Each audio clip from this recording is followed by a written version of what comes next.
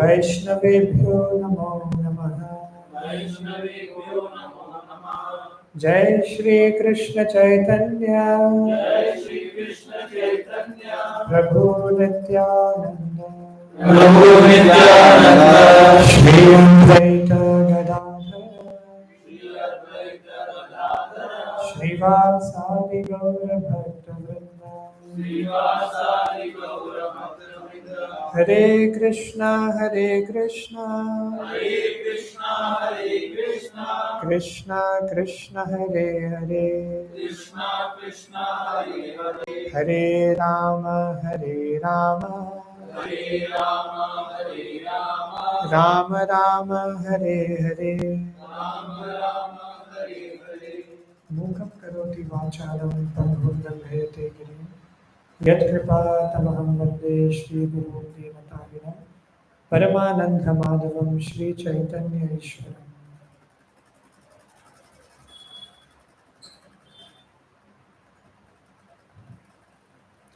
It's echo is little more. Echo is little more speaker. Little bit. Can you please? Okay. Hare Krishna. Thank you for coming for this session. So we always Hare Krishna. Hare Krishna, Hare Krishna, Krishna Krishna, Hare Hare, Hare Rama, Hare Rama, Rama Rama, Hare Hare, Hare Krishna, Hare Krishna. I think that's fine. Yeah. Volume is fine, right? Okay. Let me complete the mantra. Krishna Krishna, Hare Hare, Hare Rama, Rama Rama, Hare Hare, Hare Krishna. What happened? It's not required. You can आप उनसे बात करो उद्देश्य पर। हरे Krishna volume कम हो गई। हरे कृष्णा ठीक है। हरे कृष्णा वॉल्यूम थोड़ा सा इंक्रीज करो थोड़ा। हरे कृष्णा थोड़ा रिड्यूस थोड़ा। हरे कृष्णा कृष्णा ठीक है छेड़ो मत। It's fine. Krishna Krishna Hare Hare Hare Ram Ram Ram. Okay. So today we are discussing, it's a very nice topic to strengthen ourselves. And that topic is BACE, to strengthen your base. BACE, to strengthen your BASE. Right? How this BACE can strengthen our BASE base. So this is a topic for today. Very interesting topic, a new topic, a hot topic also, very, very hot. So this presentation is dedicated to His Divine Grace, A.C. Bhaktivedanta Swami Srila Prabhupada, the founder Acharya of ISKCON, by whose mercy the institution of ISKCON has been set up. And under the institution of ISKCON, there are so many structures, and one of those structures is BASE. Okay. So today we'll be talking about BASE, but we have to set a background and foundation to it. So we'll be discussing about that. So we'll start with Varnashrama. Have you heard of Varnashram? Varnashram Dharma? Okay, it has two words, Varna and Ashram. Okay. So today we'll be discussing about the ashrams.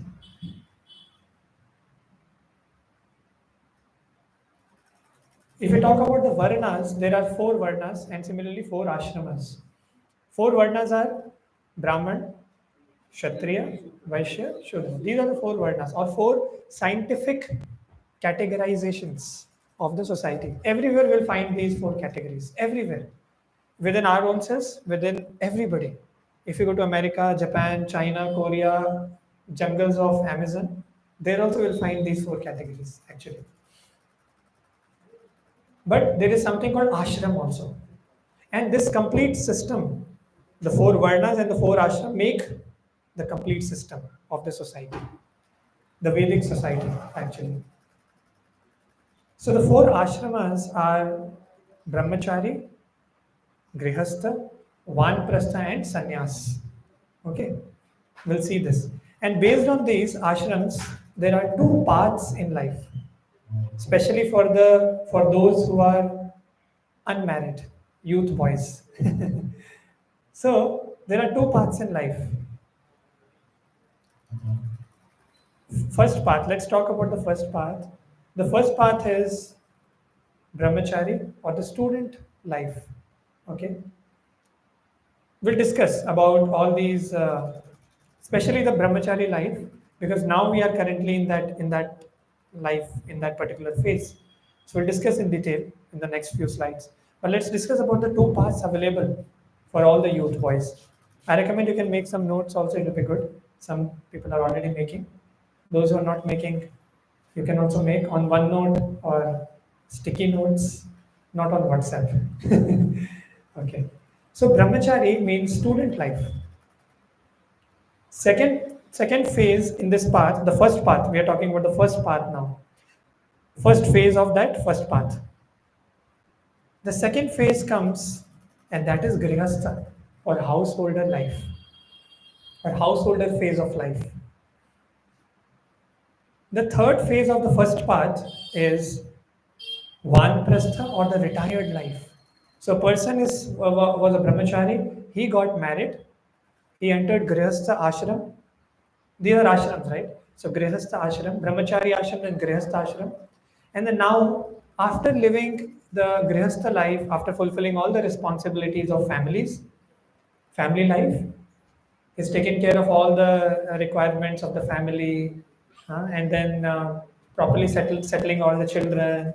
First of all, begetting children, and then settling all the children, and then finally, he's retired. So that is called vanprastha or retired life. And finally comes sannyas or renunciation, the phase of renunciation. So in vanprastha, I'll just talk about briefly. So vanprastha means after taking care of all the responsibilities, now the husband, he he first of all slowly reduces the responsibilities, and then finally actually gives up all the responsibilities and fully focuses on the devotional service to the Lord. Fully focuses on, and you'll find so many people actually, these days also that they will be going to so many tirtha sthan. And many people say also that in my retirement I will go to these many temples. My manager was also saying, manager in my company, in my team, he was saying, yeah. In my retirement life, I'm planning to visit all the temples, all across India. I told that's okay, but what about now? I didn't tell that. Told my mind actually within me. So that's what many people actually have aspiration that okay, in my retired life I will do bhakti. But actually, bhakti is meant for all the phases: brahmachari, grihastha, vanprastha, sannyas. Now the bhakti is intensifying. It's a matter of intensifying bhakti. It's not a matter of starting bhakti in vanprastha or retired life. No. So retired life comes into picture, and a person actually slowly, gradually reduces the responsibilities, and finally, one day he fully engages in the service of the Lord. Okay.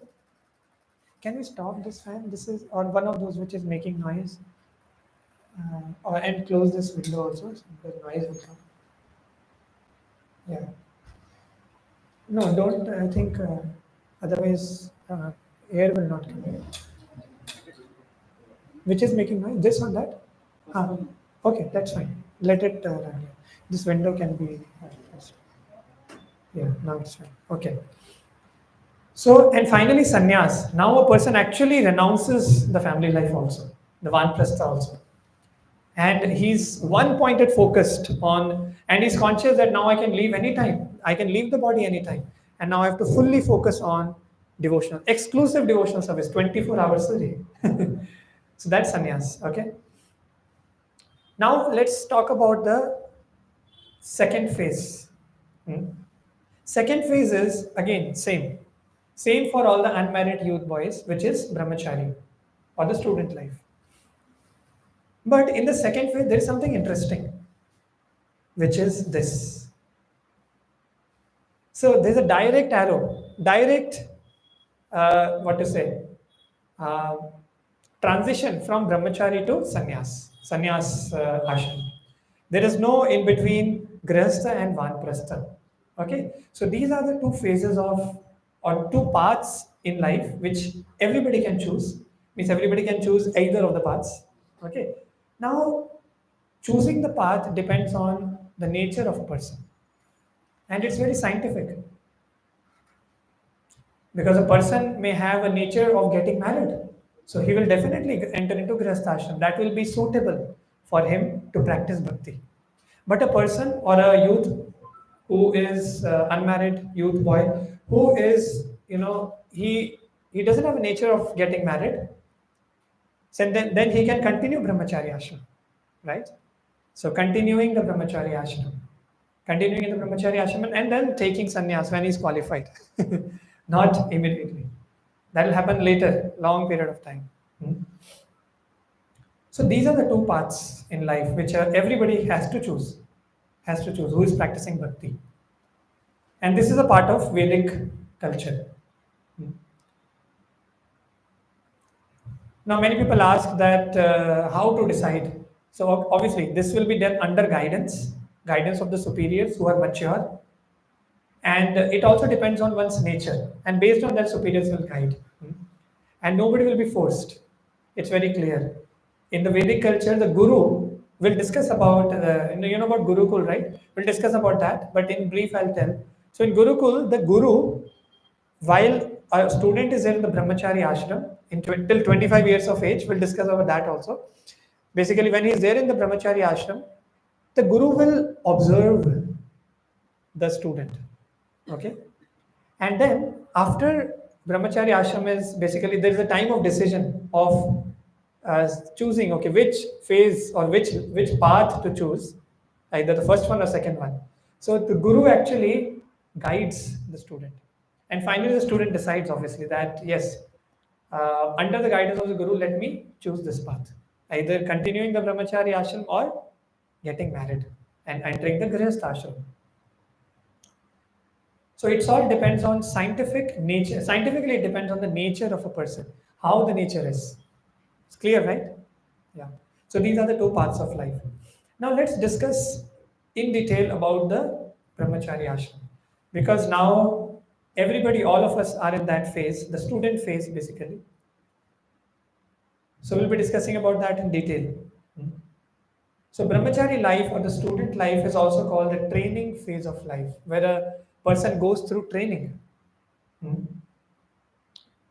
Let's chant the shloka from the Srimad Bhagavatams. So we'll recite the shloka, you can repeat after me. Brahmachari Gurukule Brahmachari Gurukule Vasandanto Guroritam Vasantanto Gururitam Acharandasa Mannicho Acharandasa Manicho Gurau Sudrida Sauridah. Gurau Sudrita Sauraha. So let me read the translation. A student should practice completely controlling his senses. He should be submissive and should have an attitude of firm friendship for the spiritual master. Spiritual master means Guru, the spiritual Guru, the spiritual master. With a great vow, the brahmachari should live at the Gurukul only for the benefit of the Guru or for the pleasure of the Guru, for pleasing the Guru.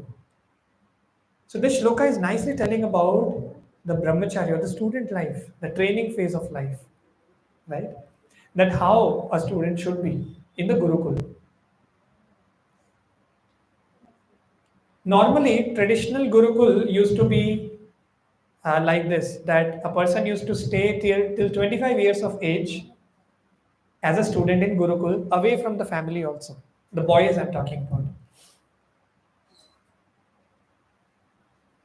And then the guru used to guide, and the student used to be completely submissive and learn under the guidance of the guru, and finally with firm conviction, with an attitude of humility and firm respect and friendship. Friendship means basically pleasing the guru, always having an attitude to please the guru. That how can I can please my guru? Hmm? With that attitude, he lives with a great vow and determination in the Gurukul, right? So this is about the student life or the Gurukul life. Okay, we'll discuss more about Gurukul. Now, let's see about how the Vedic training happens, the aspects of the Vedic training. But now we are discussing about the training phase of life, which is brahmachari phase of life. So, what are the different aspects which are in focus in this training? Okay, the Vedic training. So let's discuss one by one. Self-control. In that shloka also it is mentioned about sense control. Fully controlling his senses. Now, sense control means following strict rules and regulations. There are some rules and regulations and following a regulated lifestyle. Sleeping, what to say? Sleeping early, waking up early, and then following a particular schedule every single day. That's like a regulated life. Haphazard life means doing whatever I want, or doing basically doing whatever the mind wants. And the mind is like a monkey. Mind may say anything anytime. If we try to abide by the mind, then we'll be in great trouble. But in student life, how to control the mind, how to control the senses, a student actually goes through this training. And then following the strict rules and regulations. And in Gurukul, especially the Vedic training, it is made sure that the boys stay completely away from the opposite gender. Even the opposite gender, the other gender stays away from basically the opposite gender should not mix with each other, which is happening these days. And that's why people are in a great anxiety. The youth are not satisfied these days. There's a lot of trouble, lot of khichdi, right? A lot of mental anxiety and distress, and so many things are there. Because there's the basically the society is allowing free mixing of the opposite genders before marriage, and that creates troubles because the senses are naturally uncontrolled, and people want to satisfy the senses, right? In the uncontrolled stage, if they are allowed to mix, and you know what happens. That's why these co-live PGs are coming into picture. Uncontrolled senses, and they are allowed, and the government is also not doing anything. And Bangalore is becoming more and more messy because of the co-live PGs. All the gents PGs are now getting converted to co-live. There's a horrible thing which is happening these days. Very, very disastrous thing actually, right? So initially we used to go for pass distribution. Next year the devotees are telling Prabhuji PG बचेंगे कहाँ जाए? PG gents PG convert होते जा रहे co-live. Conversion is happening of gents to ladies PG वहीं के वहीं है as it is. But gents PGs are not there only in that area. Finished, extinguished. Sorry, extinct species. So that's what is happening. So how to control the sex desire? That a brahmachari understands or tries to develop. How to control the sex desire. Hmm? And then living a regulated lifestyle and controlling the senses by following strict rules and regulations. This is about sense control. Okay, let's move ahead. Another aspect is obedience. Obedience means there should be someone who is superior to us, and everybody will have some superiors, right? So following the instructions of the superiors, right? Following the or taking the guidance from the superiors. This will come under obedience. Another aspect is sense of responsibility. Sense of responsibility means towards the society, towards my own life first of all, and then towards others, that is society, and taking initiatives to contribute towards the society. That is sense of responsibility. And this training is given under the Vedic training. Then we have service attitude. A student develops service attitude slowly. And how to have service attitude? When one focuses less on one's own gratification of senses and focuses more on helping others. When one is fully concerned about how to satisfy my own mind, how to satisfy my stomach, how to satisfy my own genitals, how to satisfy my own whatever different organs of my body and subtle and gross body, my own existence basically. If he's fully concerned about this, fully absorbed in this, how will he be able to help others? It's not possible. There'll be no space to think about others. But here, the student develops the service attitude by thinking less about one's own self, but thinking more about others. Then service can happen. Service attitude. Selflessly. We have honesty. Honesty means no cheating and truthfulness in any case, whether we are in office, whether we are in the devotees association, outside, wherever we are, never telling lies, never cheating others, no tendency to cheat others. I mean, tendency is there, obviously, that's a human defect. Four defects are there, right? So one of them is cheating others. That is there in us. But at least the student understands or tries to develop honesty and tries to curb that or get rid of that particular tendency to cheat others or telling lies. Then humility. Humility means not being proud of one's own position. That, oh, I'm working in so much so and so company. I'm working in Misho. I'm working in LG. I'm working in SanDisk. I'm working in this and that. I'm from IIT Kanpur. I'm from IIT Kharagpur. So all these things, if that makes us proud, or let's say I do some service, and that service makes me proud, and people are praising me, and that makes me proud. Oh, then this how this aspect of humility will arise? No, it's not possible. Developing the mode of humility. And you see, the senior devotees, right? The devotees are practicing very nicely. They're naturally humble. That's natural humility. And they are the material qualifications also, if we see, their material qualifications are so high. कुछ भी नहीं है उनके सामने. कुछ भी नहीं है. We're nothing in front of them. Materially also, spiritually also. But they're so humble. How come? Because they're practicing spirituality. They're practicing Krishna consciousness. Basically, the Vedic training has happened properly and they're progressing on the path of spirituality. See, the whole focus of Vedic training is progressing on the path of spirituality and progressing and progressing and progressing. That's it. And how can we develop this humility is by doing some menial services, cleaning the bathrooms, toilets. We can try. That's very nice. I asked one devotee. He was cleaning this one balcony was there. He was cleaning. A lot of dust was accumulated. I asked him that, Prabhu, what are you doing? He told, Prabhu, I'm cleaning my heart. What he meant is, by cleaning the balcony, by cleaning the dust, it will cleanse my heart, Prabhu. Krishna will be pleased within my heart. Paramatma will be pleased. Srila Prabhupada will be pleased. And they will award me the gift of humility. Right? And I'll progress in spirituality. My heart will be cleansed. So menial services, choti. Obviously, no service is choti, but some services which makes us humble. ऐसे नहीं कि कुछ बड़ी बड़ी service जो जिसमें बहुत ज़्यादा वो मिलता है, लोग देख रहे हो. Everybody is watching me that what I'm doing. Media coverage is there.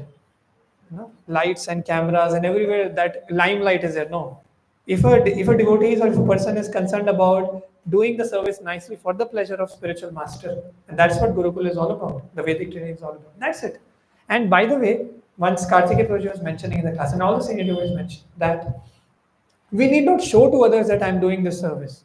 At the background also, if some person is or some devotee is doing a service, Krishna knows that. The Lord knows that. And that person will advance in spirituality. Because from inside, the Lord will reveal himself unto that devotee. That's how it is. We need not show that how much service I'm doing. It will be revealed and it will be conveyed to others also, subtly. Right? That will happen. So that's how we can develop humility. Then we have simplicity. Simplicity means being straightforward. As a duplicity, see, the opposite of simplicity is duplicity. Duplicity means two. Two means, dup means two, right? So what is two here? I'm having something else inside and I'm showing something else outside. That is duplicity. And one who doesn't have this duplicity, he has simplicity. As simple as that. He's simple. Straightforward. whatever is there inside, and that's outside. Hmm? It doesn't matter where one is. He's in the family, with the friends, with the devotees, in the office, everywhere, alone. Whatever is there inside is outside. That is simplicity, being straightforward.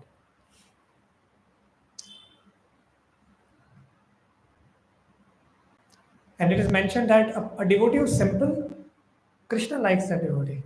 And he will advance very nicely in Krishna consciousness, spirituality. Very, very nicely, very quick, very fast, very fast. But one who is duplicit, कि बाहर कुछ और दिखा रहे हैं, अंदर कुछ और है, oh, then it'll take time. Krishna will purify, will purify thoroughly, and then he'll make him simple or her simple. And finally, gravity. A student develops gravity in his existence.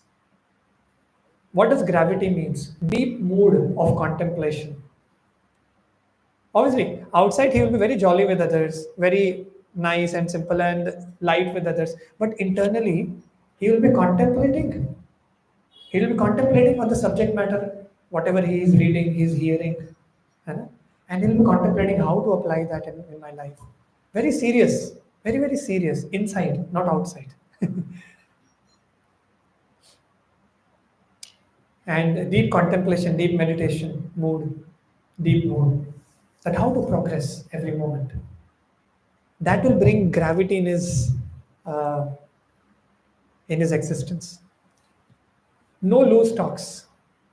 He's always having higher goal in life. He's always clear about the higher goal. He doesn't get deviated by people around, or always at least reminding oneself of the higher goal or the highest goal in life. That attaining the Supreme Lord or perfecting in my life, in this very life. And that's why that devotee will be able to, that student will be able to do his sadhana also very properly, very nicely. If he has this quality of gravity.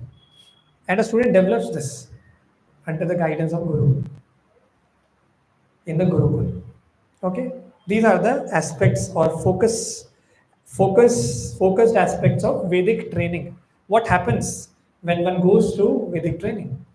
Now, let's discuss about Gurukul, where this training is happening. Now, you may ask, right, where are these Gurukuls these days? Where are these Gurukuls? I am not able to see. मेरा तो 25 ऐसे cross हो गया. 25 is done. Till 25 years of age, Brahmachari ashram used to be there. मतलब Gurukul basically. Gurukul. Brahmachari ashram may extend also, but Gurukul. After 25 years of age, then the student will decide, be under the guidance of Guru. Basically, Guru will help to decide the ashram. So either the Brahmachari ashram will continue or Grihastha ashram will come in picture. The student will enter into Grihastha ashram. Okay, two paths which we discussed. So 25 years after that, let's say he enters into Grihastha ashram, gets married. Then next 25 years will be married life.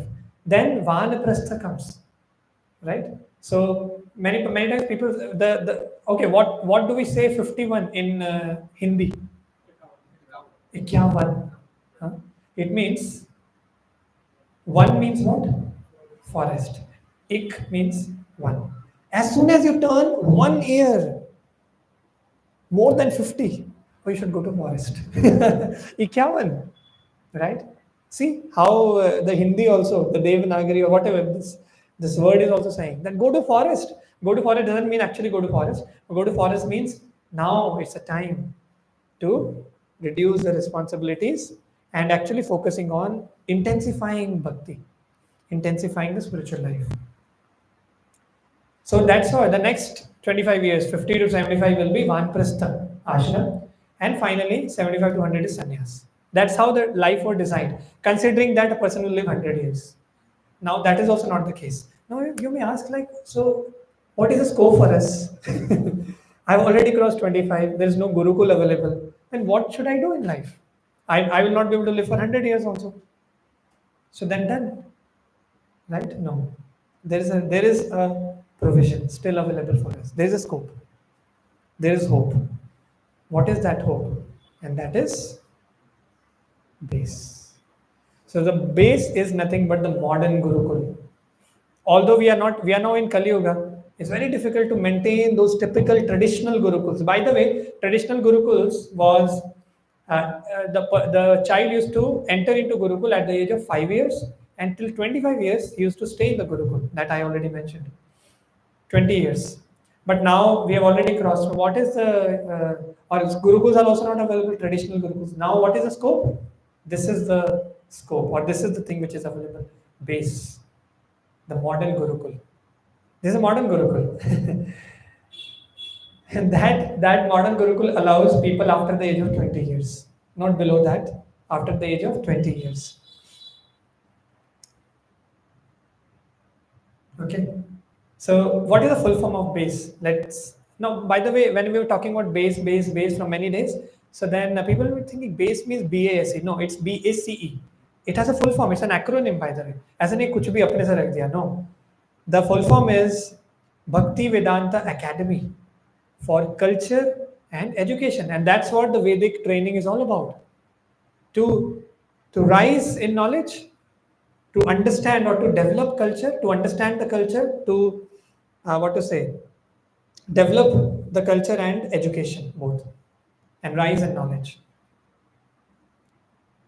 and focusing on all the aspects of the Vedic training. That's what the base is all about. The primary object is to train the youth boys in the real culture and education, and that real culture is Vedic culture, right? Okay, so this is about base. Now, what is base in common terms? Modern Gurukul. It's for us because Gurukuls are not available. If somebody wants to go to Gurukul, okay, find out. Go and find out. You'll not find. Very difficult. Very few, or that also is, those are also not will not be there after some years. It's just going, what to say, just extinct. So there are no Gurukuls available, traditional Gurukuls. So now base is there, which is like a modern Gurukul. Now why training is important? So let's see from this video.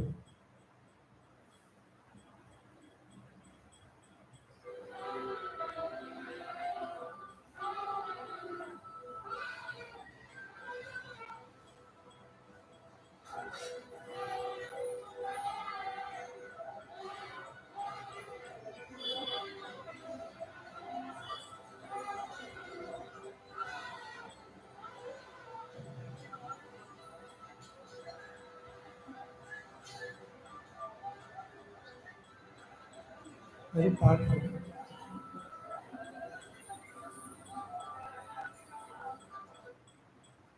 So what is happening here? What is elephant doing? Just doing whatever he wants. No, whatever the mind wants, right? Whatever the mind of that elephant is saying, the elephant is just mad about that. He's just following what the mind is saying, and he's doing. He's just haphazardly creating disturbance all around.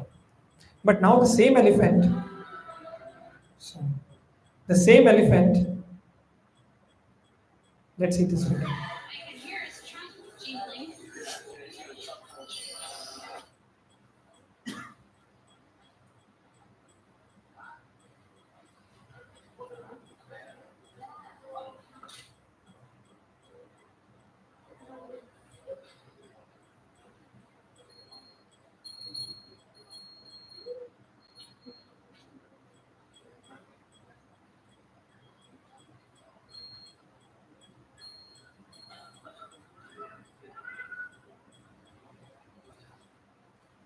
So what is this elephant doing now?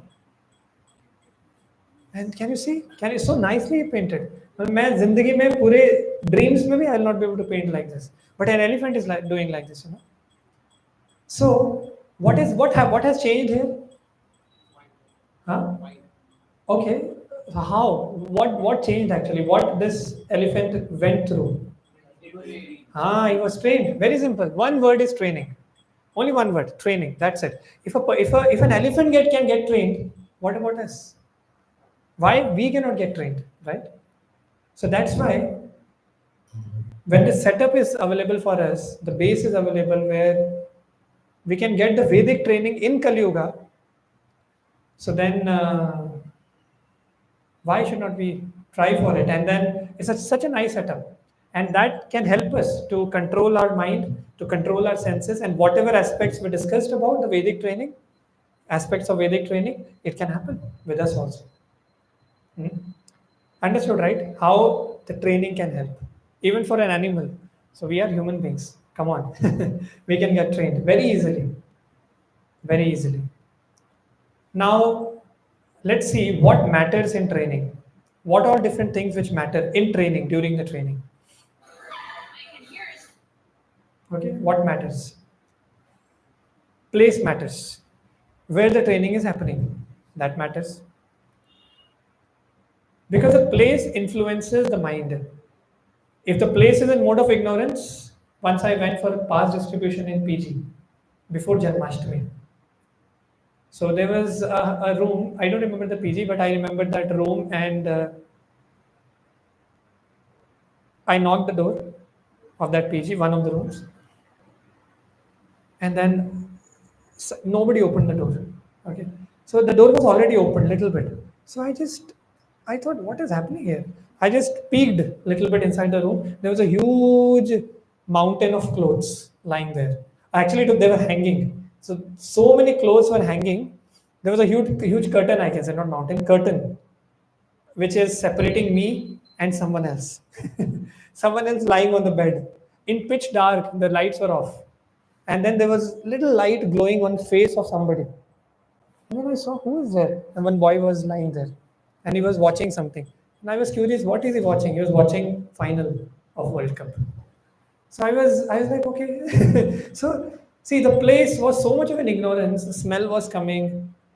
And when I asked about this course, that these sessions that we are going to start Festival of Enlightenment after Janmashtami. First of all, you should come to Janmashtami, and then I talked about Festival of Enlightenment. He was fully, he had no clue about Bhagavad Gita also.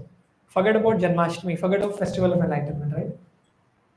So the place was completely in mode of ignorance.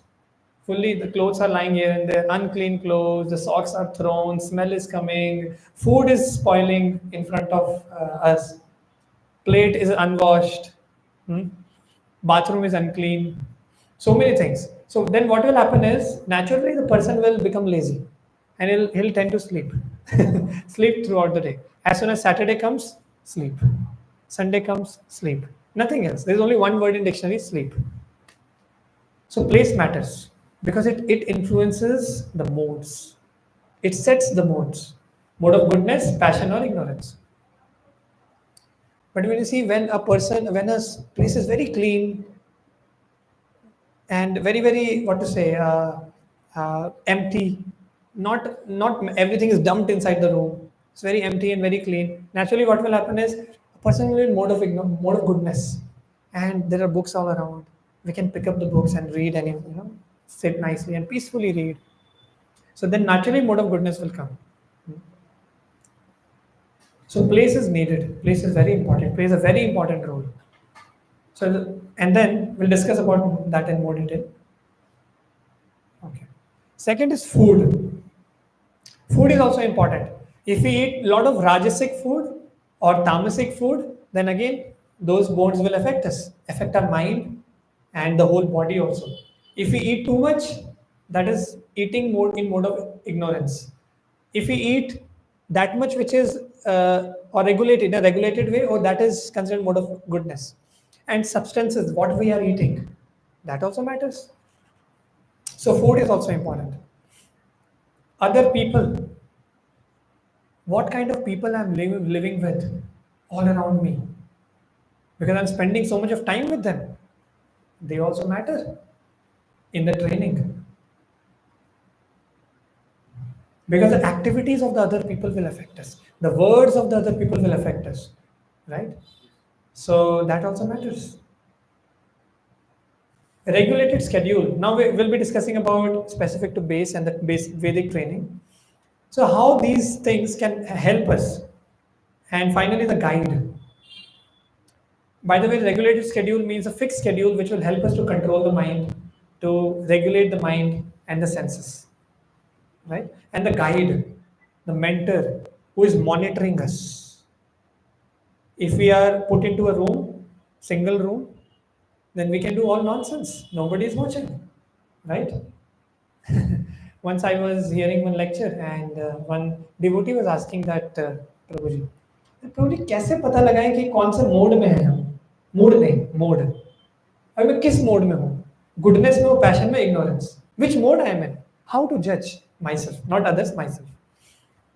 So then that Prabhuji told, when you are alone, what you are doing and thinking, that will decide which mode you are in. That is your real position. That is your real situation. That's your base mode. Base mode, right? Not base, BACE, BASE वाला. अभी मैं बहुत distinguish करना पड़ेगा. BASE, base mode means that is a base in the three modes. That's a base mode where you are naturally in. Because when people all around us, then we tend to cheat others. We tend to show off something else. Duplicity comes naturally. So, but when we are alone, then we'll be natural. at least that, at least at that time will be natural. जो है सो है. अब किसको छुपाएंगे? कोई है नहीं ना आप. परमात्मा realization तो है नहीं कि परमात्मा is sitting with me, he is watching me. That we don't have. So then who will? Nothing. Nobody is watching. Only I am there. So then will be natural. Then that will decide which mode we are in and what activity we are doing. What we are doing? Are we sleeping full day alone? If we are watching something, what are we watching? Do we have will I have a desire to read something or watch some video which is constructive for me or destructive for me? When I'm alone, I'm saying that will decide, okay, which is my base mode. So that's why, and if in base, especially monitoring happens. So the superiors will be seeing us, other people, devotees will be seeing us, and then if anything we do, everybody will come to know, right? So and our superiors will be there, so they will be able to guide us also if we are doing something wrong also, and then we'll be under guidance and monitoring. So this helps. These things matter in training. If there is no guide, then we'll never be able to come out of. If we, let's say if we are in base, base mode is ignorance. We'll never be able to come out of the ignorance if we are left alone. But if we are in base, BACE base, so then monitoring will help us, guides will help us, superiors will help us, other devotees will help us, other people will help us. So that's why base is a very nice setup where the devotees play a very nice role in our lives. And when we are going down, the other devotees inspire us. Let's say I'm coming from the office and I'm all fully down and fully exhausted, and I suddenly enter into the base, and some devotee is relishing reading Bhagavad Gita. He's relishing, completely absorbed. He's not looking at others also, completely absorbed, and he's relishing. And then looking at him, I'll be like, what am I doing in life? I also want to read like him. I also want to relish Bhagavad Gita. I also want to implement Bhagavad Gita in my life. And I also want to be enthusiastic in my life, every moment. And when a devotee is chanting so nicely, let's say, then naturally that enthusiasm will come, inspiration will come. That oh, I also want to chant. I also want to relish chanting. I also want to hear chanting, the mantra meditation. That inspiration will come. Devotees will inspire.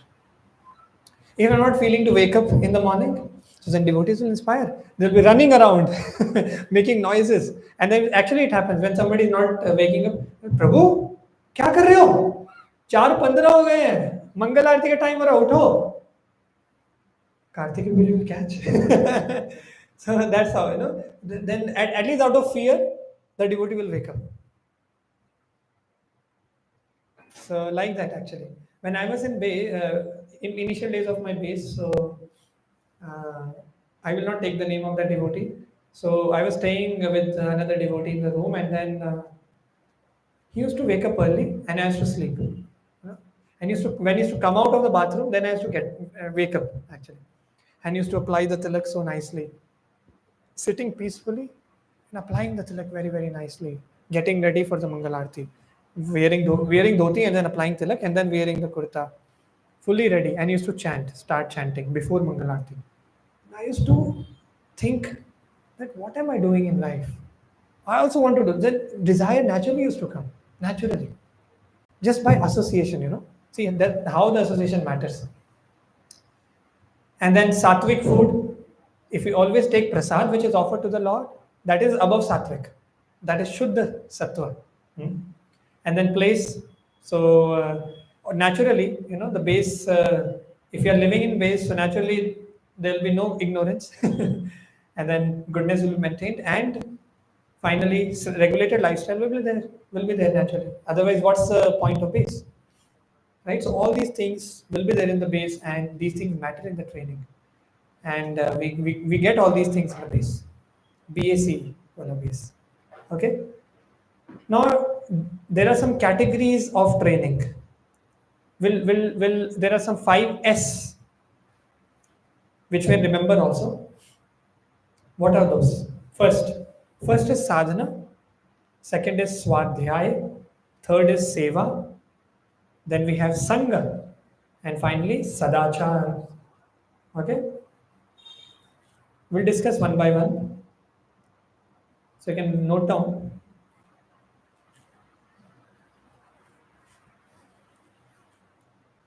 The 5S, the categories of training. Some people are smart. No need to write. Okay, no problem. Okay, so sadhana. Okay, we'll discuss. Should we discuss? First is sadhana, the first S. I'll ask you at the end. Quick revision. Okay, so first is sadhana. Sadhana means what? Waking up early. So we are discussing about base now, okay, related to base. Waking up early in the morning, attending the Mangal Aarti, doing mantra meditation after the Mangal Aarti, attending the discourses if there is a lecture or there's a class to hear, attending those classes and discourses. So this is about sadhana. Okay. If we do this every single day, then we are doing our sadhana nicely. Hmm? So we'll go ahead.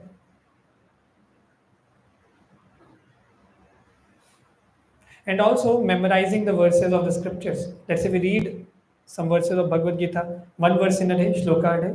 So then if we try to memorize those verses, it'll be so nice. It's so amazing actually. It works very nicely. The mind actually gets controlled when we are absorbed in remembering or memorizing the verses and keep chanting. Where let's say we are in traffic, then we can chant the shlokas of Bhagavad Gita and then try to contemplate about the meaning. Whatever we have read today. Hmm? So all these things we can do. It'll be so nice. We feel so enthusiastic instead of getting exhausted in the traffic. On the Marathali signals especially. Going back from the office. Okay. Second is Swadhyay. Swa Adhyay. Adhyay means what? Reading. Hmm. So it's all about reading and hearing. It covers hearing also because both are linked, reading and hearing. Hmm? Because when we read, we hear also. When we chant the shloka, we hear. Sometimes when we read loudly, so we hear also. By the way, just by reading Bhagavad Gita, even though we are not able to understand, it purifies us. That very reading of the scriptures, when the vibrations enter into our ears, they purify us. Once one of the disciples, Srila Prabhupada was giving a, I think, Hindi class, and then one of the disciples, foreign disciples of Srila Prabhupada was sitting in the class, and his head was down like this. Srila Prabhupada asked, I think he was getting some sleep like this. Srila Prabhupada asked, I don't remember the exact past time, but at the end, what happened is the devotee was giving this excuse, or devotee was trying to share to Srila Prabhupada that Prabhupada, you are giving the class in Hindi. I'm not able to understand anything. I'm not from India. So then what should I do? Srila Prabhupada said, hear. Hear attentively. And that was a bouncer for that devotee. But then Srila Prabhupada explained that if we just try to hear the transcendental vibrations from the scriptures, they will purify us. Even though we don't understand, they will purify us. Right? So that's why the vibrations are so powerful. Forget about when we understand and we contemplate. Oh, that would be so amazing. So reading and hearing, swadhyay. So cultivating the habit of reading and hearing. That's what is swadhyay. So what are different aspects? We can note down. There are 5 aspects in the swadhyay. First is shravanam. Shravanam means hearing and reading the scriptures. That's shravanam. Because when we read, I told you, right? When we hear also, let's say I'm chanting the shloka. Mamaivamsho jiva loke jiva bhuta sanatana. This is a verse I was trying to remember in the last session. So Mamaivamsho jiva loke means the Lord is telling that every living entity is my part and parcel. I'm just deviating from the topic, but I just remembered now. In the last session, I couldn't remember. It's so amazing. All the living entities are my parts and parcels. And naturally, we were discussing in reading session also last time. Some of you have come. So in the reading session, we discussed that as parts and parcels, we need to render service to the Supreme Lord. Just like this finger is a part of the whole body, so the duty of the finger is to render service to the body by picking up the food and putting. Then only the finger will be nourished. Otherwise, we cut the finger out of the body. Finger says, no, I don't want to stay with the body. Okay, let me cut and throw the finger somewhere. The finger will not be able to do anything, and it'll deteriorate. Hmm? But when it is connected to the body, oh, then when it serves the body, the finger also gets nourished. Like that, when the living entities render service to the supreme whole, when the parts render service to the whole, then they get nourished. So when we read and hear, that's called shravanam, and we get nourished with that also. Second aspect is mananam. After reading and hearing, let's say you hear a class attentively without sleeping, and and let's say we hear consciously, we make notes. Now, what's the next step? This is all under swadhyay only. What's the next step? Mananam. What is mananam? You can write down.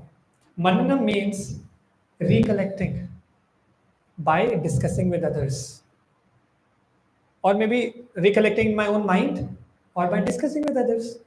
And we do this actually in our ACS layout center. It's so amazing actually, no? It's so amazing.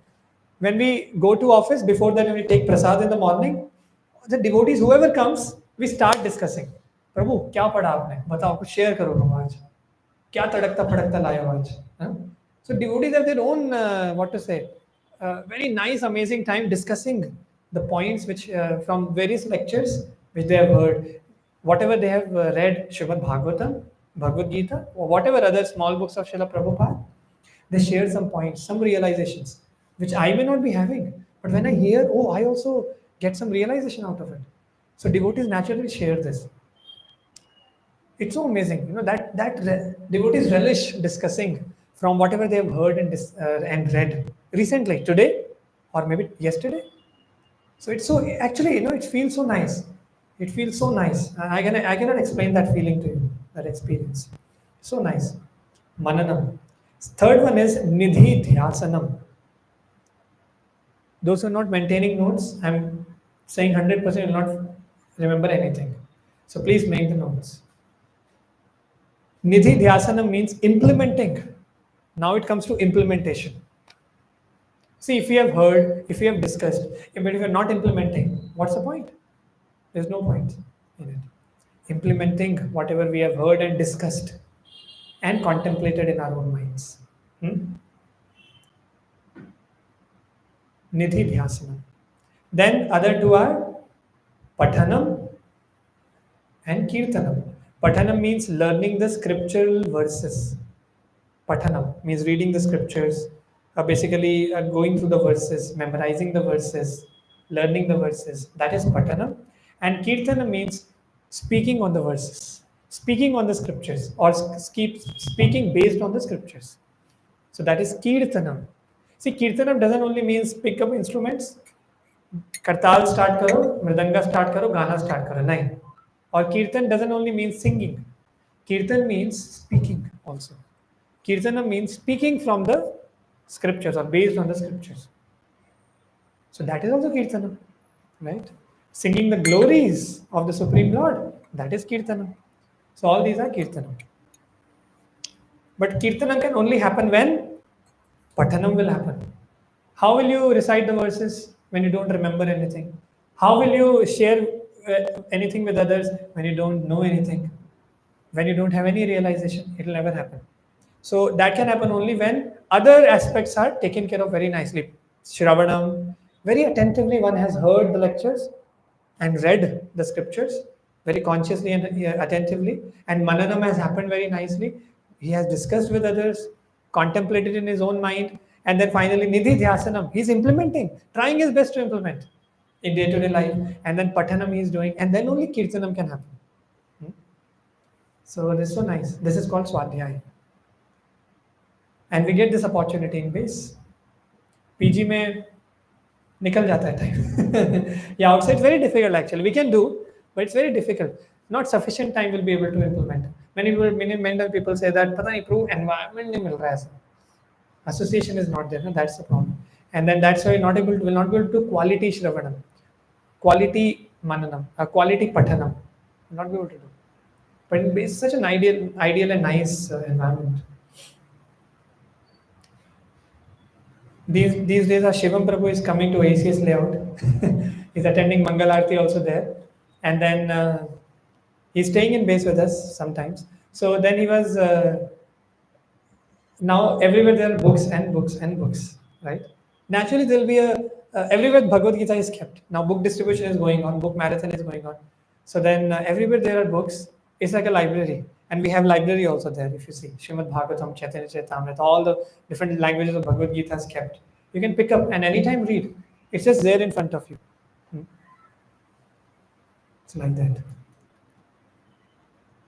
Third is Sadachar. What are we discussing, by the way? The 5S. This is the third one, Sadachar. What is Sadachar? So some aspects in it. First is following etiquettes. Learning the etiquettes and following the etiquettes. Then we have austerity and tolerance. Developing tolerance and doing some austerities also. ऐसा नहीं कि मतलब खाओ पियो सो जाओ, ऐसा नहीं होता. That some austerity has to be done to progress in spiritual life. That also comes under Sadachar. And finally, following 4 regulative principles. These are also called regulative principles of freedom. Now, someone may say, regulative principles of freedom. When we consider rules and regulations, naturally the mind will say rules means restriction. How come freedom can come into picture? Rules and regulations means restriction, prohibition, negative. Na? How come positive? You're talking about positive freedom. No, actually these are 4 regulative principles of freedom. It brings freedom in one's life. When one follows these regulative principles. When one does no meat eating, when one follows no meat eating, no gambling, no intoxication, cigarette, bidi, daru, and ganja, whatever. I don't know, other than dendrites, many things are there. No? Nothing like that. No intoxication. And no gambling. No stocks. Stock market, every moment I'm seeing, कितना हो गया bro? Stocks बताओ मेरे को. Every moment actually, in the meetings also, in the office, people keep on opening stocks. कैसा जा रहा है? इसका क्या stock चल रहा है? उस company का क्या चल रहा है? कहाँ invest करूँ? Every moment there. In the meetings, people are getting bored and they're opening stock related things actually. So gambling, that is considered gambling because naturally a person is always thinking about अभी कम हुआ है कि ज़्यादा हुआ है, कम हुआ कि ज़्यादा हुआ. Always person is in anxiety, and that is gambling. Very simple to judge. If I'm in anxiety because of the stocks going up and down, I'm a part of gambling now. Very straightforward. And then finally, no illicit sex. No illicit sex. Now, illicit sex means watching pornography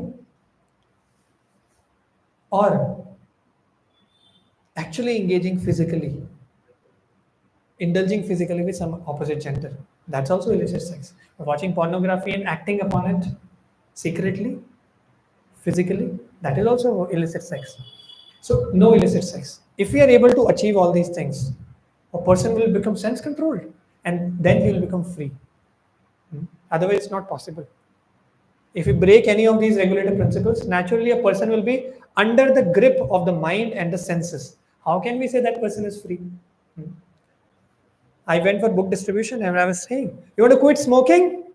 Take Bhagavad Gita. You can do it like this, like this. You know? With confidence, I was saying actually it works because there was one devotee, one person actually who attended FOE sessions, Festival of Enlightenment in ACS layout. There are many such other people also, but within 3 months, 2 to 3 months, he left everything. He was fully into intoxication, fully from his college days, and his mother was shocked. I think I shared with in other previous sessions also. So Bhagavad Gita has a power to do. This process has the power. Bhakti has that power. Now we need to see how much we are implementing, and that will decide that how much will progress. So, but that is proven. That's proven that it has the power. This process has the power. Scriptures have the power. Hearing has the power.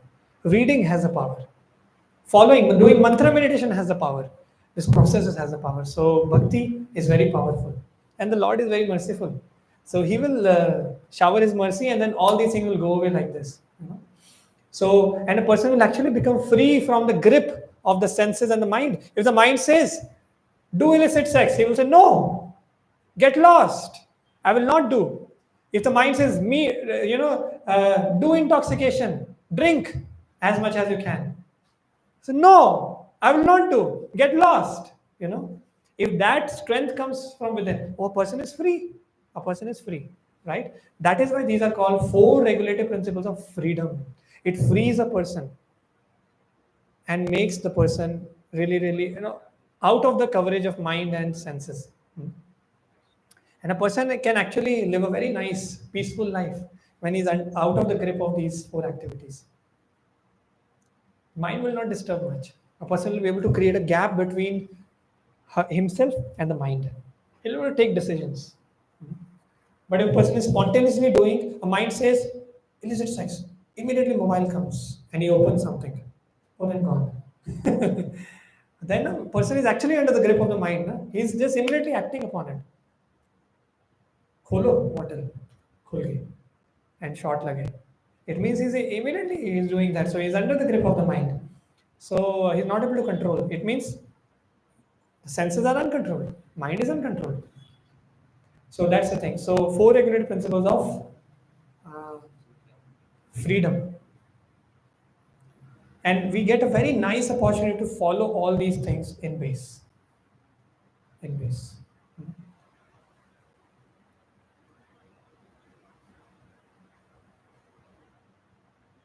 Fourth one is Seva, the fourth S.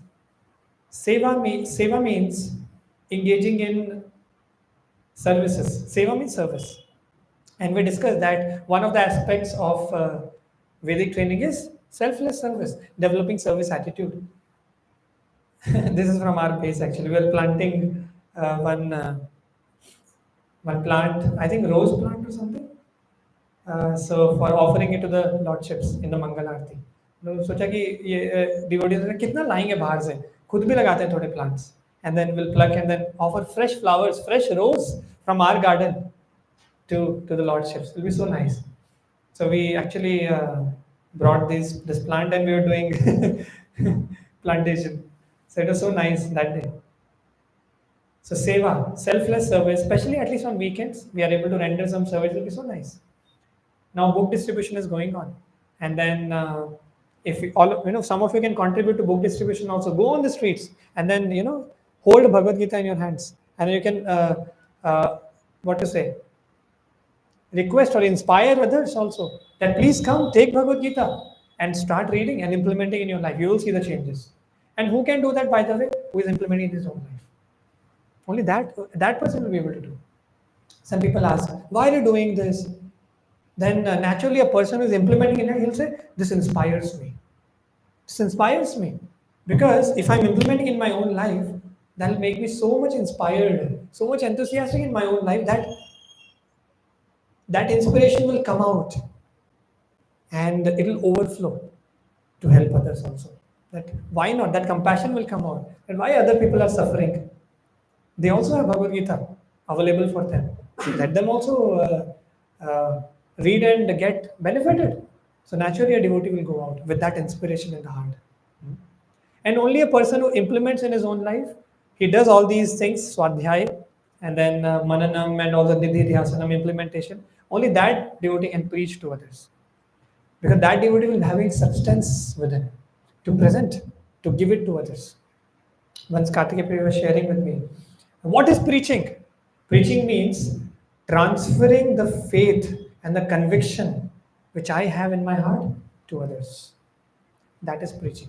If you're able to transfer the conviction which I have over the process on the Bhagavad Gita, on the scriptures, the faith and the conviction that yes, it works.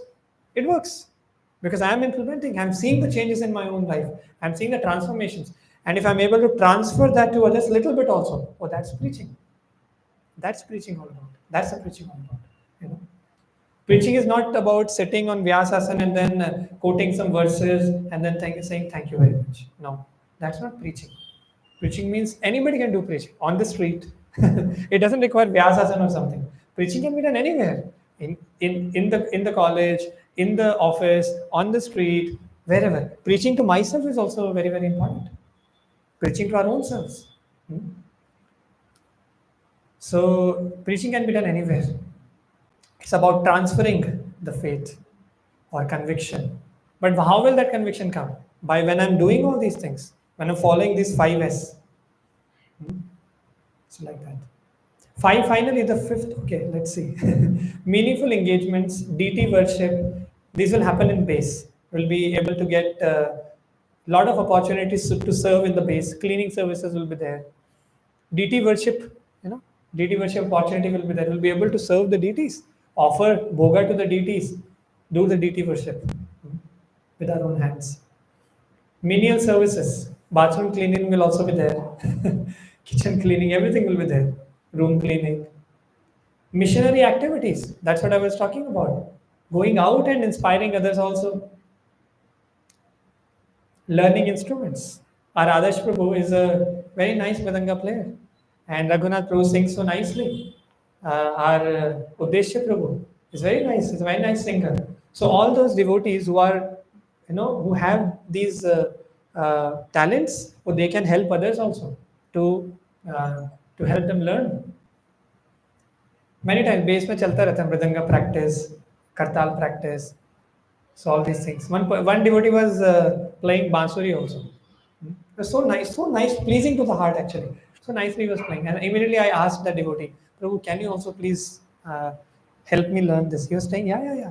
Whenever I have time, you have time, we can meet and we can.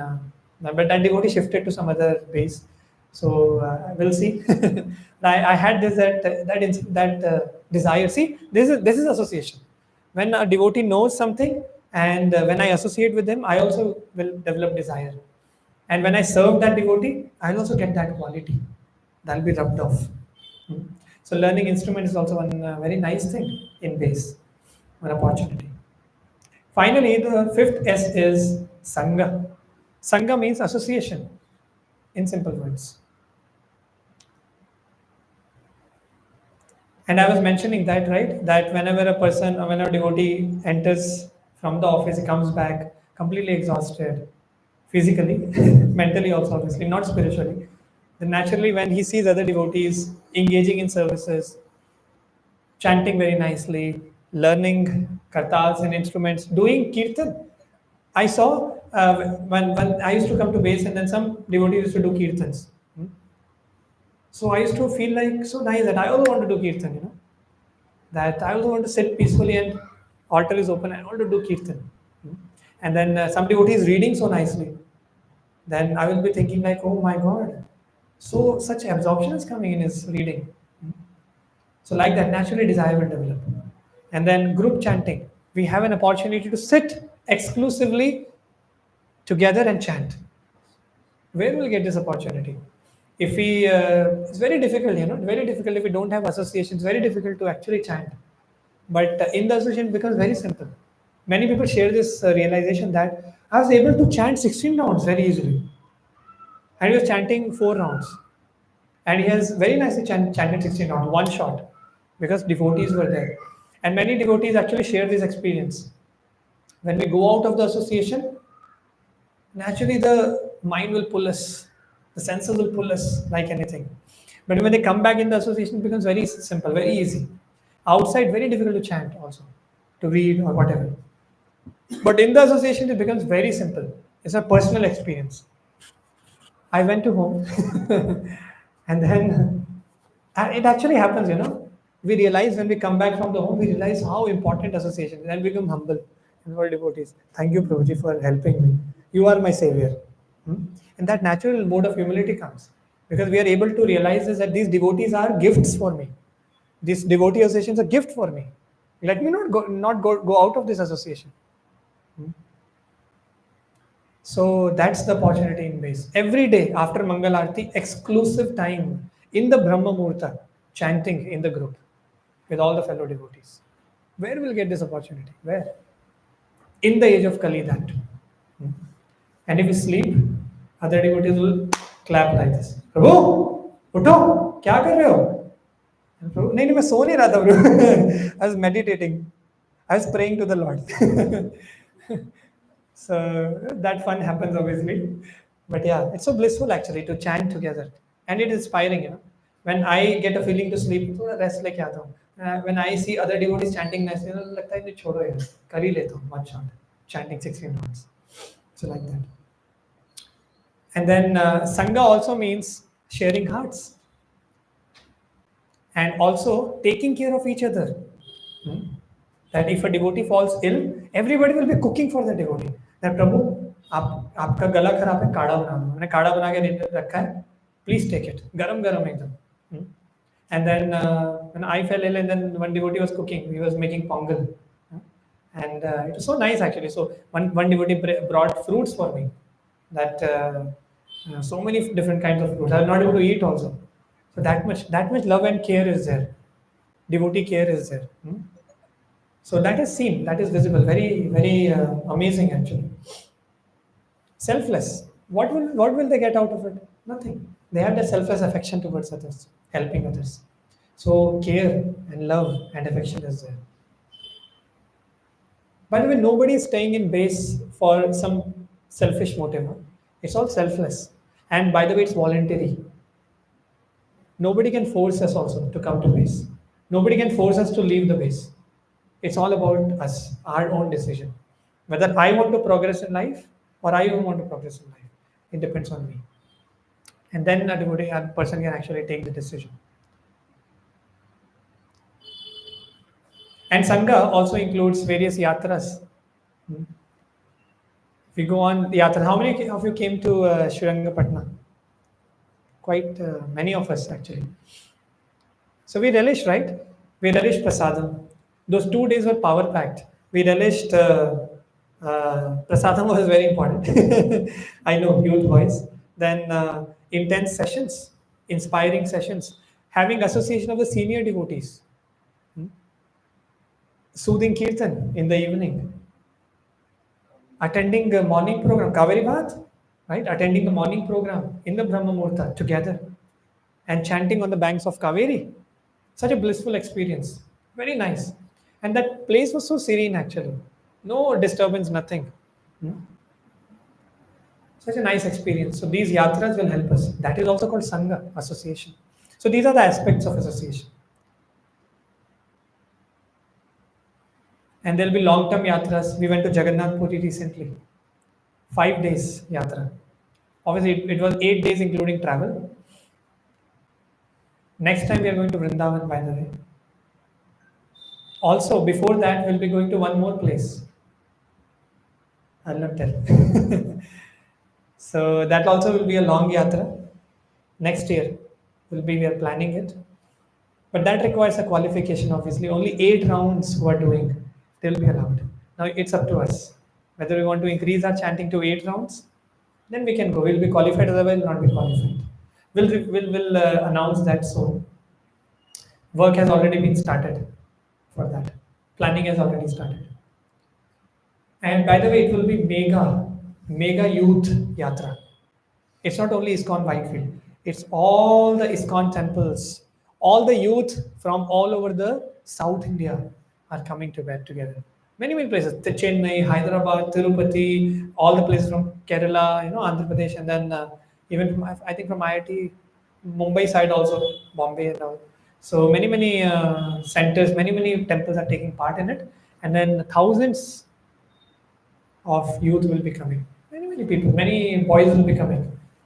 So it will be, and many senior devotees, sannyasis will be visiting. They will be giving discourses. We'll be having chance of associating with them live, senior devotees, and then getting inspired from them. So it's an exclusive opportunity. So we'll announce. Okay. So these kinds of yatras to nourish us, to give us a chance to associate with other devotees. This is called sangha. Sangha means association. Hmm? So these are the 5S. Let's summarize or let's revise. What is the first one? Sadhana. Should I go into detail? Okay, let's go to the slides. First is sadhana. Sadhana means okay, following regulated lifestyle, waking up early, attending Mangalarti, mantra meditation, attending discourses. Second is swadhyay. Okay, I'll not share. You can tell. What are the 5 aspects of swadhyay? First, shravanam. That is, in short, reading and hearing the scriptures. Reading and hearing from the scriptures. Second is manana. What is that? Recollecting whatever we have heard or read and discussing with others. Recollecting in our own mind and discussing with others. Third, nidhi dhyasanam. That is implementation of whatever we have discussed and heard and read. Fourth is patana. What is that? Learning from the verses of the scriptures. Learning the scriptures, basically scriptural verses. And finally, kirtanam. Kirtanam can happen when others happen. Otherwise, kirtanam will never happen. Means we'll not be able to share anything with others. If I'm not nourished, I don't know anything, I have not realized at least something, how will I be able to share with others? How will I be able to transfer that realization or share the realization with others? So, kirtanam, speaking on the scriptures, or based on the scriptures. Okay.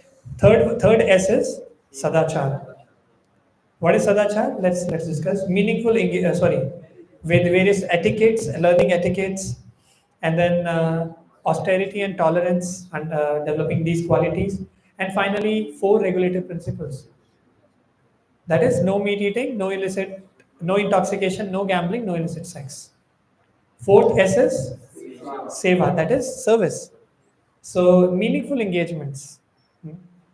Doing menial services or all various kinds of services, deity worship and all, cleaning services, and then missionary activities, inspiring others also to come and get benefited. Then we have learning instruments and various other things also. These are few things. Seva. Actually, seva, this playing instruments also seva, because with this we can please the Lord. We can engage in service by playing instruments. Then finally, sangha. Right? What is sangha? In one word, association of devotees, not association of association of devotees. So here we will be having sharing of heart, taking care of others, and then yatras, all these things will come, and getting inspired from the devotees, seeing others, understanding the value of the devotees. It all comes under association of devotees. Okay, so these are the 5S. Now, and these all things we get exclusive opportunity to practice these or develop these, practice these 5 angas or 5S in BACE. Very simple. Now let's talk about the schedule of the BACE. 4:30, 4 a.m. will be wake up time. If someone wants to wake up early, no problem. Depends on them. Average is okay, 4 a.m. wake up time. Then 4:30 Mangal Aarti. Then 5 a.m. will be Bhagavad Gita or Srimad Bhagavatam class will be there, half an hour, 5 to 5:30. 5:30 to, this is the current, actually I'm talking about the current base, which we are having already in ACS layout and various other places, in Marathali and also in Hope Farm. Those bases have this schedule as of now. So I'm talking about based on that. Okay. So we go through these things, this schedule every single day, no holiday. Independence Day हो या Good Friday हो या Bad Friday हो या जो भी हो, नहीं, every day.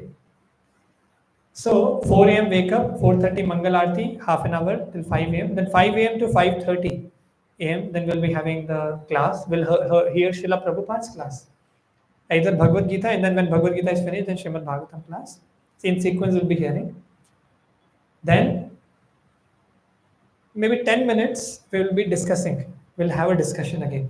Every devotee, one by one, they will be sharing points. One point. Ki, okay, this is my realization. This is one point which I liked from the lecture. Whatever, our reflection or some realization which we had from the lecture. Then 10 minutes. Then we'll start chanting together. Mantra meditation happens. So 2 hours will be there. At least, it's mentioned 7:30, so it depends on the devotee. So till 7:45 also it goes on. 5:40 to, or 5:40 to 7:40 or 7:45. 2 hours. That's average. Because 16 rounds, right? Every day would chant 16 rounds there. So current base I'm talking about, not talking about you. So we gradually will increase, obviously, not immediately.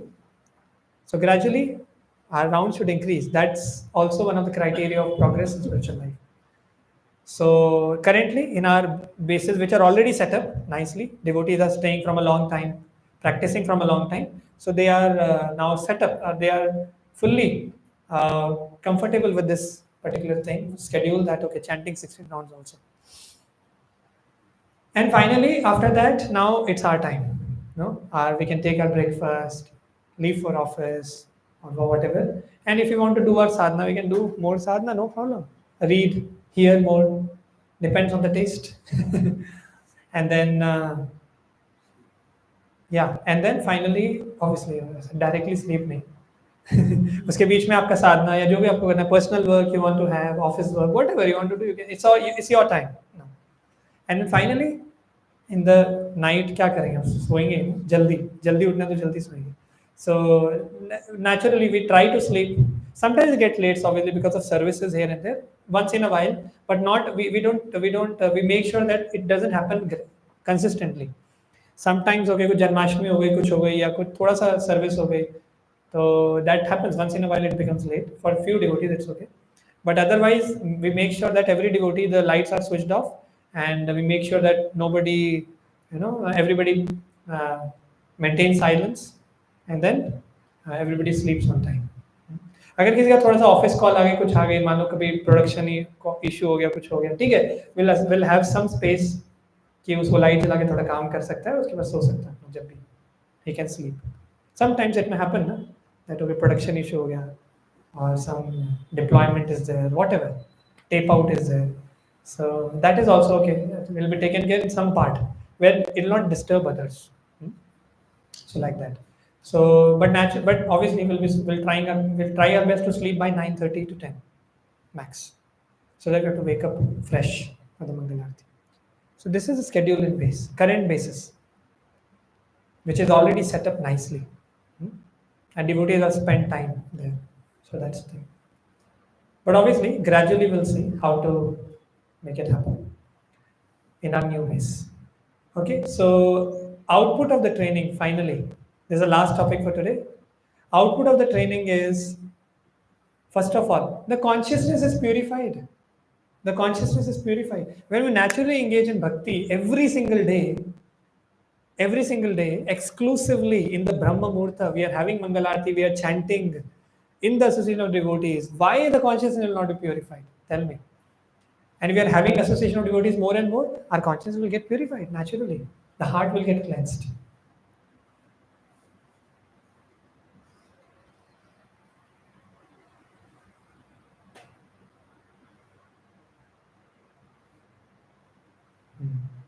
Then we have intelligence is sharpened because we read scriptures. So intelligence is sharpened. Clarity emerges in life. Clarity in terms of goal of life, clarity in terms of day-to-day activities also. Many people say, I'm not clear. बहुत confusion चल रहा है life में, क्या करूं? Because you're not reading scriptures, you're not going through the morning program. Actually, the morning program is very effective, you know, very very effective. It's a personal experience. अगर कोई चाहेगा ना कि मंगल आरती के बाद थोड़ा सो जाए, it's very difficult, क्योंकि such a mode of goodness arises. If a person, if a devotee is sincere, you know, sincerely attending, consciously attending, अगर वो चाहेगी थोड़ा रेस्ट ले, it becomes very difficult actually. If a devotee is chanting very nicely, it will be very difficult to take rest after that, because naturally the mind will become peaceful, and mode of goodness will arise, and sleep will not come, sleep will go away, and clarity of thought comes into picture. When we read scriptures, when we discuss with others, when we implement in life, when we get realizations, clarity emerges in life. That happens. And clarity also about the two paths of life. That clarity also comes. You know? No? Then this clarity that which path should I choose?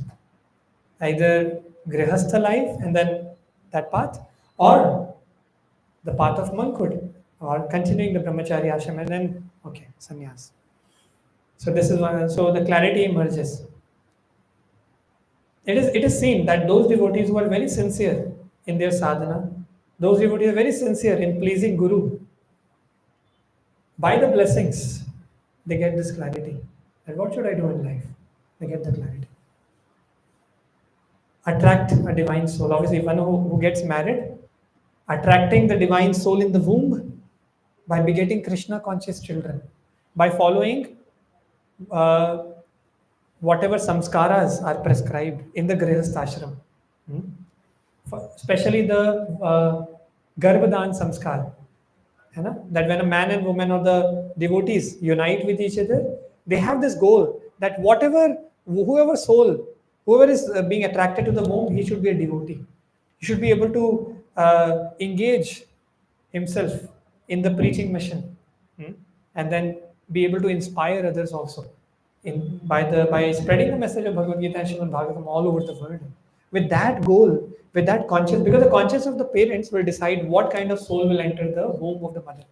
The consciousness of the parent. This is science. That's why Garbhadan Samskar happens, where the parents, the man and woman, the devotees, they go through, they read Bhagavatam, they chant more number of rounds, they have more association of devotees before actually uniting with each other. That's about Grihasthashram. And obviously, attracting a divine soul also means whenever a devotee goes through, or a person chooses brahmacharya ashram, obviously he can, by his own personal conduct, he can inspire others. Hmm? If he is sincerely practicing Krishna consciousness, why others will not be inspired? He'll attract others also. Hmm. And finally, qualify to guide the family. This is about Grihasthashram, that the person will be qualified to guide the whole family. Because a person has not gone through the training in BACE, then what will happen? He'll create disturbance in the society, in the family and in the society also. Hmm. But a person who has gone through the training, Vedic training, then he'll be naturally very, very, in a very amazing way, Vedic way, he'll be able to guide the family, in a very mature way, both materially and spiritually. He'll be mature materially and spiritually because he's gone through the training. Now, finally, some of our BACE residents, the devotees who have passed out of the BACE, graduated from the BACE, we have a graduation ceremony also, by the way. When we come together, it's not a certificate. Huh? As a certificate, dete hain. Today you are getting a degree from BACE. No. Bachelor of BACE. No. No, it's not like that. It's about graduation means now I'm taking up a new responsibility in life. If a person is getting married, or obviously continuing the brahmacharya ashram, whatever path he chooses, graduating out of BACE. So some of the devotees have graduated. So devotees come together and celebrate that, oh, now this devotee is going and graduating from BACE, and he's entering or taking up bigger responsibilities in life. And we have nice time, you know. We bring so many items, so many prasad, so many prasad items are there, and we relish and we glorify the devotee.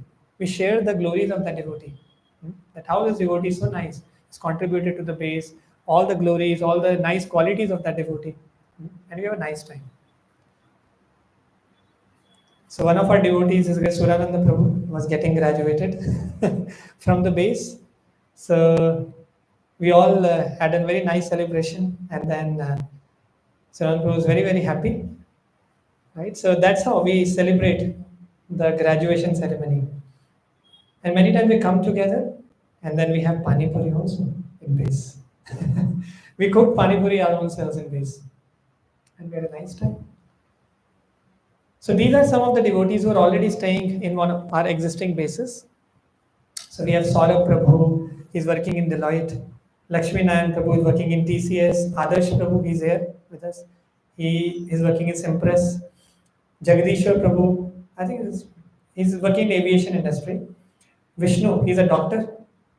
He's in Vaidehi Hospital. And then Shailesh Prabhu is working in Indocopters. Yuvraj Prabhu in Accenture. Divyanshu Prabhu in Nutanix. Arindam Prabhu is a student actually. And Deepak Prabhu in Speridian Technology. Dheeraj Singla Prabhu is in JLR. And then Jaguar, right? And then Vishnu Prabhu in O9 Solutions. Raghunath Prabhu is here with us. He's Pujari for today. He's in TCS. Myself, I'm in SanDisk in WD. And then Nikhil Prabhu in TCS. We have Ritik Shah Prabhu in Society General. Then Uddeshya Prabhu is with us here in LG. And then we have Harsh Prabhu in Vice Tech. These are the current devotees staying in various bases in ACS layout, Bharatari. So Harsh Prabhu in Vice Tech Global. And then Omkar Prabhu in Accenture. Girish Yadav Prabhu in AME. He didn't come, he went to home. Hometown will be returning soon. Then Girish Gulhane Prabhu in Capgemini, Mandar Prabhu in Infineon Technologies, and finally Harshal Prabhu, he is not here, so he is in Goldman Sachs. So working in very nice companies and doing our material duties also very nicely. See, whoever reads Bhagavad Gita, he'll never be neglectful in his material duties. We have to be very clear about it. Whether a person is going to join Brahmachari ashram or continue, or whichever path he chooses, or he gets into Grihastha ashram, he'll be doing his duties very nicely. Whatever duties towards parents, duties towards our material duties, whatever my office work and all, or students or my studies, they will be very nice, very nicely doing without काम चोरी करके नहीं. Very amazingly they will be doing. That's the principle of Bhagavad Gita. Krishna says that we should not be attached to the results, but should do our duties very nicely. The activity we should do it very nicely, giving 100%. But we should leave the results to the Lord. But we should not, never be, and Krishna also tells in that Bhagavad Gita, never be attached to not doing your duty. If a person feels lazy that मन नहीं कर रहा है यार, छोड़ देता हूँ, नहीं करता, ऐसा नहीं. This is also not supported by Bhagavad Gita. Attached, not being attached to not doing the duty, and not being attached to results of the duty. Just doing the duty very nicely for the pleasure of the Lord. So that's the message. And then these are some of the devotees who have graduated and got married also. So he's Surananda Prabhu. He's staying in Panathur only here, serving in this center. Then we have Mohit Sharma Prabhu with his good wife. He's working in Qualcomm, right? No, Samsung. Samsung. He's working in Samsung. Suranand Prabhu is in KPMG. Yeah, he's working in KPMG. And then Mohit Sharma Prabhu, Mohit Agarwal Prabhu, he also got married from IIT Kharagpur. So recently got married, and then he's working in Qualcomm. Yeah, he's working in Qualcomm. And finally, our Shivam Srivastava Prabhu also, his marriage photo. So he also got married, and he's working in Qualcomm again. He's also staying in Panathur nearby, by the way. So, and then this is one video sharing. Shivam Prabhu is recently got married, actually, very recent wedding, and then he's sharing his experience of the base. So let's play this video and we'll end. So this mic we can put.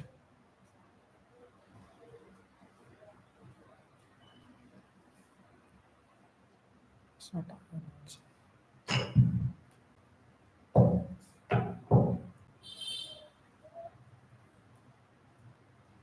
Hare Krishna. Myself, Shivam Srivastava. It's not live. I'm from Indore, Madhya Pradesh.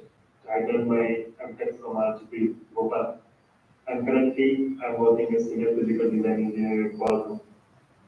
So initially, when Karthikeya Prabhu instructed me to join BACE, I was a bit confused, bit reluctant, and initially I denied. But internally, I was not feeling good when I went home. Next Saturday, I had a conversation with Prabhu and I told yes, I will join BACE. I want to live the devotees and learn other services. So before joining the BACE, I was just chanting 4 notes. But from the day one, I started chanting 16, just because of the devotee association. Devotee association helped me like a fencing and kept me intact from outside contamination. While staying the base, I learned Vaishnava etiquettes by Karthikeya Prabhuji. Here, I learned daily services like daily wake up, daily worship, bhoga offering, daily resting. Here, I learned how to manage time and take out time for bhakti and work simultaneously as well. Here, here I felt that I was more productive in work because I'm utilizing my time more effectively. This was the time when I cleared Qualcomm interview as well. The best part I learned from is how to live with the Vaishnavas. They are very humble, they are very kind, and they are very eager to help, both in personal, be it professional, or if you are stuck somewhere in Bhakti. Later, I got an opportunity to serve as grace Kosi as well. So whatever little seva I did to the Vaishnavas with their blessings and mercy of Guru and Krishna, I got a good match from devotee of Krishna Mala, and we both married in Vedic way at Rajapur Jagannath Temple, Mayapur last month. The training which I received in BASE is helping me now to do daily seva, how to live with the Vaishnava, and be productive in work, office as well. I'm so much thankful to Karthik Prabhuji and entire IRI for giving me the opportunity to stay in the BASE so that I can be happy now. Hare Krishna. Shivam Prabhu recently got married and very nice devotee. Very, very pleasing to others, always humble, always eager for services. Here in Panathur, is rendering so many nice services, helping the congregation devotees and serving the all the devotees under their guidance. So, very gentleman devotee. Kartikeya was a very gentleman devotee. So, and then very sincere, very, very sincere. Um, always we have very nice time when we talk. Or Pranjay Prabhu, क्या हाल चाल है? And then we'd start talking. He asks and then I ask, और शिवम प्रभु क्या चल रहा है life में? And then we start talking. And then we had a nice time actually, sharing about our life. He met me, recently. We had a talk also. So then sharing about his life and then sharing about what we are reading and hearing. So this is a primary topic of Krishna consciousness. So that's how he's having very nice life, and material duties is taking care of very nicely the family, and also the material duties is doing very nicely, and bhakti is practicing very sincerely. All the devotees are very much pleased. So this, so Shivam Prabhu shared his experience, and that's how the basis. So now we'll have any questions. We'll take some questions and then we'll end. I know you must be having questions. No? ऐसा कैसे हो सकता है? कुछ तो होगा. Mic we can give me.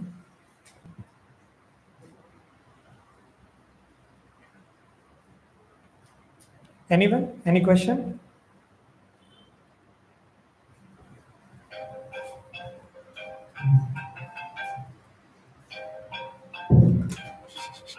You have question? No.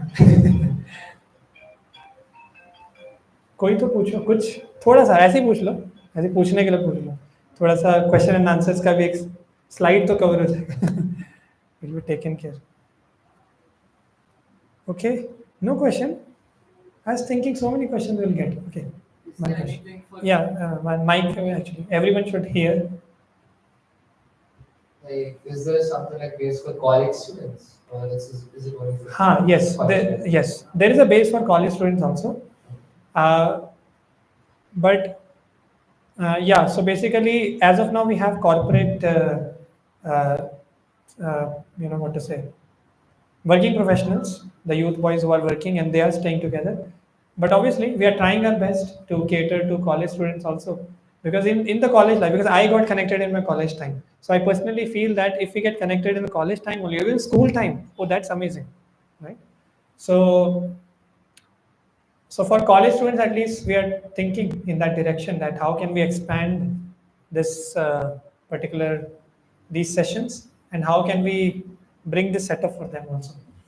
I think one setup is already there in for one. I think some CMRIT students are staying there, and we are thinking, okay, how to expand this more to other colleges also.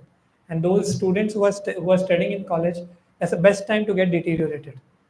If we save them that time, then a lot of time will be saved, right, in life. Because otherwise, if they spoil their energy there only, engaging in these four activities, illicit sex, intoxication especially, and gambling also, it will be very difficult to pull them out. Very difficult. It will take a lot of time, a lot of energy. It's better to save them, initially only. I got saved when I was in my college days, in my second year. So I personally feel that yes, in the college days, especially students, student life, right? Whichever in school days also, if a person actually becomes Krishna conscious, he understands or reads Bhagavad Gita, implements in his life, what else can be, what else can be better than this? So obviously, definitely, we are thinking about that. So if we get an opportunity, Shivam Prabhu is with us. Behind, let's welcome Shivam Prabhu by chanting Hare Krishna Mahamantra. Hare Krishna, Hare Krishna, Krishna Krishna, Hare Hare, Hare Rama, Hare Rama, Rama Rama, Hare Hare. So welcome. So Shivam Prabhu can be sit. So anybody has any question? अगर मुझसे नहीं पूछना, शिवम प्रभु से पूछ लो. So you have the freedom. Okay. During the prasadam, we can actually. So Shivam Prabhu, just now we played your video also. See, so we can ask any question to Shivam Prabhu also. I actually just requested Shivam Prabhu, can you come? Can you take out some time? He told, okay, Prabhu, I'll come. I'll come, at least for some time. Although he's engaged in services and family related activities also. So, any more questions? No? Sure? So, Shivam Prabhu is here. You can ask any question if you have. His experience he can share at least. That much you can ask. And any other question you can ask freely. Whatever you have in mind. Whatever. Personal question, public question, whatever. Okay? So, when we are sitting for the prasadam, so we can actually ask Shivam Prabhu. We can sit with him and then we can have questions. Okay? So, okay, so we'll end here. Huh. I think we don't have time. Huh? Okay, so we'll have 5 minutes of mantra meditation. So let's get up and stretch ourselves.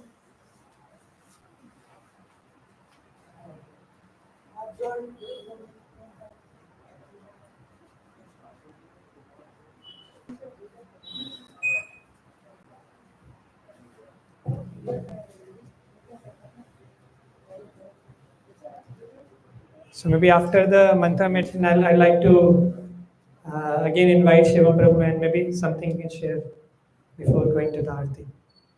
Okay, so you want to share now? Or after the mantra meditation? Okay, okay. So let's do for mantra meditation for at least some time.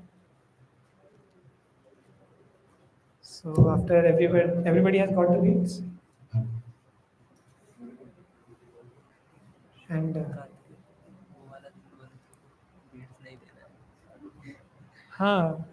I'm saying not everybody is bringing beanbags. Okay, many people have it, but few of you don't have beanbags. How many of you don't have beanbag at all?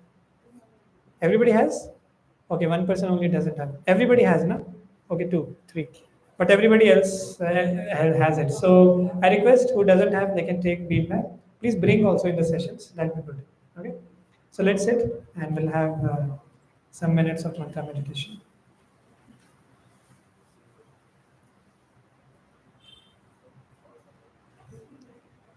So let's close our eyes.